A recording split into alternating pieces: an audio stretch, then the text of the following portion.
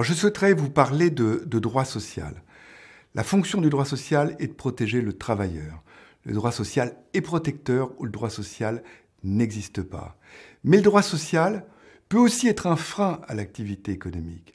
Si le droit social se manifeste de façon très intrusive dans la vie économique des branches d'activité et des entreprises par une profusion de normes, le droit social peut brider l'initiative économique et finalement se retourner contre les travailleurs eux-mêmes. Et on voit d'ailleurs, quand on regarde la situation des grands pays les plus développés, eh bien que plus le droit social est important, plus le taux d'activité des travailleurs est faible et plus le taux de chômage est élevé. Et donc toute la difficulté pour la politique économique et pour le décideur public est de trouver le bon compromis entre un droit social trop intrusif, qui briderait l'activité économique, et un droit social pas assez protecteur, qui laisserait les travailleurs démunis par rapport au pouvoir de décision du chef d'entreprise.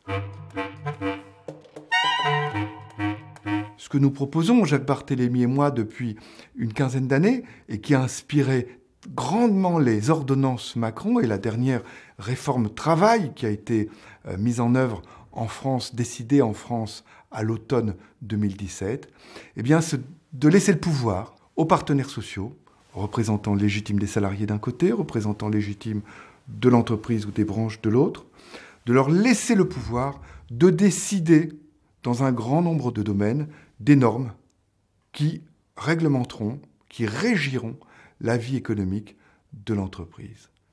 Alors qu'a fait dans cette direction la réforme récente en octobre dernier? Eh bien cette réforme a décidé que les normes décidées au niveau des branches et des entreprises par les partenaires sociaux peuvent prendre la place des normes légales ou réglementaires qui deviennent en quelque sorte supplétives de ces normes conventionnelles. Supplétives, ça veut dire quoi?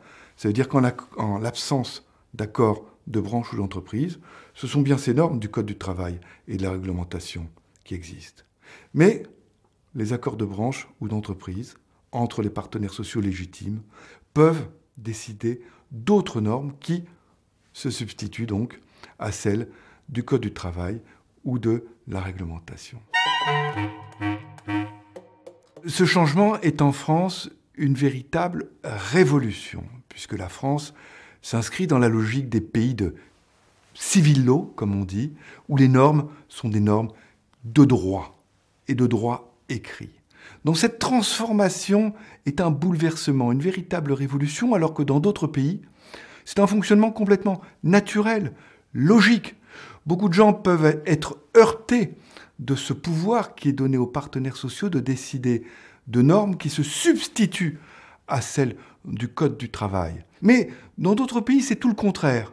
Ce sont les partenaires sociaux eux-mêmes et les syndicats de salariés qui demandent à l'État et aux représentants du peuple de ne pas édicter trop de normes pour garder, eux, la possibilité de décider de ces normes et de décider du bon équilibre dans chaque entreprise entre la protection des travailleurs et l'efficacité économique.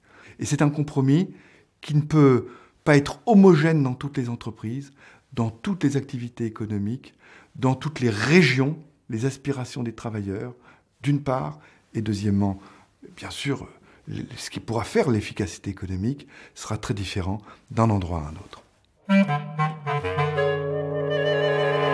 Je voudrais ajouter un dernier mot à cette présentation d'ensemble de la réforme Macron du marché du travail, c'est que peut-on attendre de cette réforme?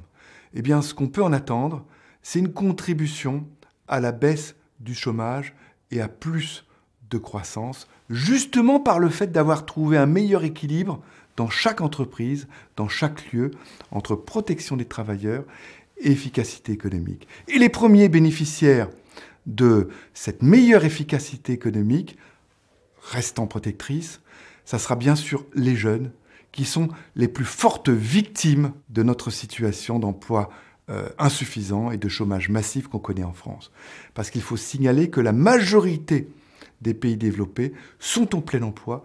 Très peu de pays connaissent encore un chômage massif comme on connaît la France depuis 40 ans maintenant. Pour en sortir, il faut beaucoup de réformes. Cette réforme-là fait partie des contributions qui pourront nous permettre de quitter cette situation de chômage massif.